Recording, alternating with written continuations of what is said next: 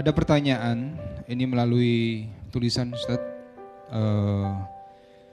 Pasangan ingin berpisah karena sulit berkomunikasi dan merasa tidak ada cinta lagi ke kita.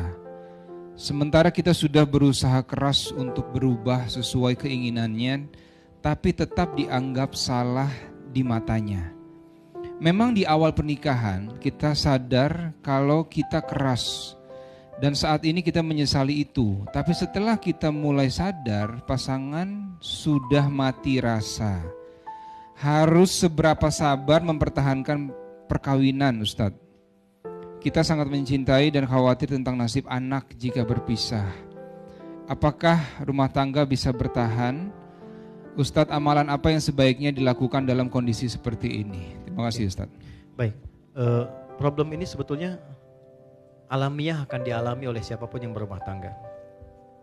Saya ulangi ya, problem ini akan alamiah bagi siapapun yang merasa berumah tangga.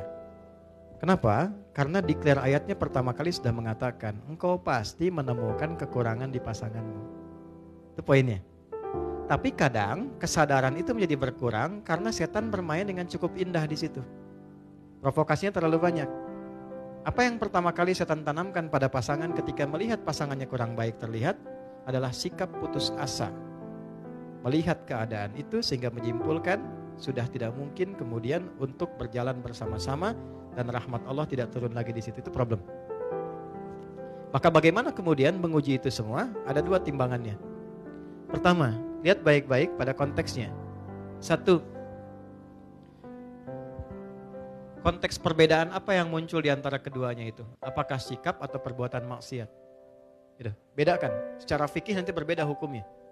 Misal, kalau sikapnya mengarah pada perbuatan maksiat, dia nggak mau sholat, sering mabuk, ya, sering mengonsumsi hal yang dilarang dan sebagainya, berpengaruh buruk pada anak, pada ini dan sebagainya, dan bisa membawa. Dan sudah berulang kali diingatkan, diminta, dibawa, sulit dan sebagainya. Ya, mau direhab dan sebagainya, sulit misalnya dan seterusnya. Nah, sementara pengaruh-pengaruhnya tetap kuat dalam kehidupan keluarga dan bisa menjauhkan. Yang paling utama adalah ya dari ketaatan kepada Allah Subhanahu wa taala. Maka muncul skema nanti. Dan cara skemanya Quran surah keempat ayat 34 sampai 35. Puncaknya nanti di Quran surah ke-65-nya dengan namanya langsung. Ayat 34, ayat 35 memberikan jalan keluar. 1. Dari komunikasi fa'idhuhunna. 2. Wahjuruhunna fil madaji, mengecek cintanya masih ada atau enggak. Pisah dulu, dari pisah tempat tidur, pisah ruangan, sampai yang satu dulu ke rumah ibunya atau ke bapaknya. Untuk ngecek ada kepedulian enggak, tanya enggak, kan? Masih peduli enggak, dan seterusnya. Enggak ada sama sekali, tetap larut dalam perbuatannya. Masuk yang kedua, ayat 35. Fa in khiftum shiqaqa bainihima fab'athu hakaman min ahli wa hakaman min ahliha. Kalau enggak bisa sendirian menyelesaikan, maka cari ruang kepada pihak yang ketiga. Pertama paling dekat keluarga, wali dulu. Kalau enggak ketemu, yang disepakati oleh keduanya, yang dipercaya. Ustadz siapa, teman siapa, si fulan, yang memang pendapatnya bukan untuk dibagi, tapi memberikan kontribusi. Enggak ketemu di sini, masih belum berubah dari maksiatnya, naik ke sini puncaknya. Sudah dengan keluarga bertemu, enggak bisa berubah, enggak bisa apa, tetap jauh, tetap menjauhkan juga dari Allah, maka muncul yang terakhir, skema tolak.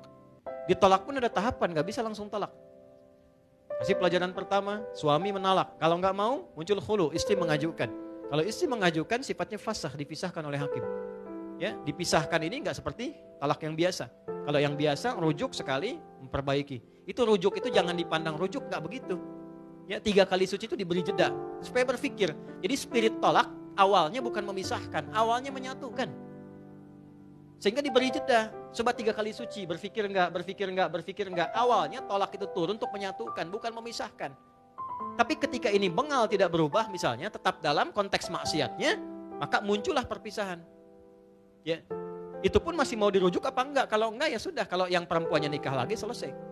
Kecuali ini selesai nyambung lagi. Ini dalam konteks maksiat. Tapi dalam konteks perilaku yang bukan maksiat, misal karakter keras, ya kan? Macam-macam lah, silahkan keluarkan karakter 1, 2, 3, 4, 5 dan seterusnya. Sepanjang itu karakter, maka balik ke ayat tadi. Aku pasangkan, kata Allah, dia dengan karakternya kepadamu, karena hanya engkau yang bisa mendulang pahala dari sifat kurangnya untuk mengeluarkan sifat baikmu. Memang pahalanya ada di situ. Kan pengen surga, pengen baik, pengen mulia. Tapi bukan berarti terus-terusan begitu, bukan. Nanti ada jalannya. Ada jalannya. Maka yang pertama apa yang harus dilakukan? Satu, serahkan dulu kepada Allah dengan menerima. Ya Allah, terima kasih engkau kirimkan dia untukku. Ya kan? Bukan yang lainnya, untuk meningkatkan sisi-sisi positif yang mungkin aku bisa tampilkan dalam kehidupan. Satu poin. Dua, saya agak cepat. Minta sama Allah, doa. Ya Allah, engkau kirimkan dia kepada aku, bukan pada yang lain. Dan engkau janjikan dalam keberpasangan ini untuk saling menyempurnakan. Mohon turunkan sifat kerasnya menjadi lemah lembut. Bagaimana cara melakukannya? Ya, gak usah di depannya. Keras amat sih. Kenapa harus begitu sih? Capek begitu. Bangun malam, sholat. Di sampingnya, minta sama Allah. Habis sholat minta sama Allah. Jaharkan aja. Nangis gak apa-apa. Ya Allah, terima kasih kau kirimkan suami kepada aku. Dia memberikan kebutuhanku, duniaku, semua tercukupi baik untuk anak-anak sebagainya. Cuman mohon ya Allah, engkau yang maha lembut. Lembutkan dia ya Allah. Sebagaimana ibuku bersikap lembut kepadaku, ayahku gak pernah menyakitiku, lembutkan dia ya Allah. Berikan kesabaran kepadaku untuk menerima ia menjadi lebih lembut dalam kebaikanmu. Mintakan. Hari pertama, hari kedua, dan kalimat Qurannya jelas, jangan pernah ada rasa putus asa untuk meminta. Hari pertama, mungkin masih tidur. Hari kedua, mungkin dia dengar tapi masih tidur. Hari ketiga, mungkin dia bisa datang memeluk Anda dan minta maaf pada Anda.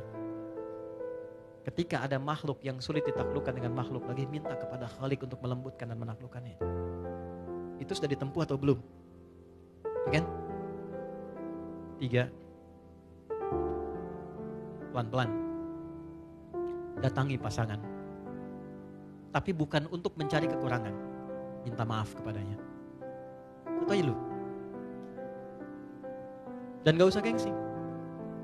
Aku minta maaf. Kalau dengan semua apa yang aku berikan saat ini belum bisa membuat engkau misalnya menjadi lebih baik, menjadi lebih nyaman dengan saya, menjadi lebih enak dengan saya minta maaf. Kalau saya belum sabar, belum baik, tolong tunjukkan saya bagaimana mesti bersikap. Minimal turunkan dulu tensinya. Setidaknya ada rasa maaf yang turun. Kalau sudah sedikit frekuensinya turun, lebih mudah untuk menatanya. 3, kalau belum bisa dilakukan, terakhir ayat 35. Faba'athu hakaman min ahlihi wa hakaman min ahliha. Cari orang bijak yang bisa didengar. Kalau 1 dan 2 sudah tidak bisa saling mendengar satu dengan yang lainnya, cari orang bijak untuk memberikan nasihat-nasihat terbaik. Selesai. Kalau berkenan keduanya berubah untuk kebaikan dengan seperti sifat yang disampaikan, coba rubah karena Allah, bukan sekedar karena anak. Kalau sudah karena Allah, maka yakin pasangan akan dihisap. Saya akan dihisap dengan istri saya. Bagaimana ketika Allah tanya? Kalau sudah semua karena Allah, Allah yang ringankan. Tapi kalau ditarik ke urusan dunia, jadi ukuran nantinya. Oh karena anak, ya udah kita pisah aja, nanti rawat anak secara terpisah. Munculnya ke situ. Ya, maka kalimat 1 yang disampaikan oleh Nabi, bertakwalah kepada Allah karena dunia sebentar. Dunia sebentar. Kecuali bila dalam kehidupan rumah tangga itu semua desain kegiatannya maksiat yang menjauhkan Anda dari Allah, baru ruangnya terbuka. Kalau sepanjang sifat, karakter dan sebagainya, maka jalan tadi coba ditempuh dan semoga Allah Subhanahu wa taala memberikan kehidupan rumah tangga yang penuh dengan kedamaian dan ketenangan. Saya kira itu yang bisa saya sampaikan.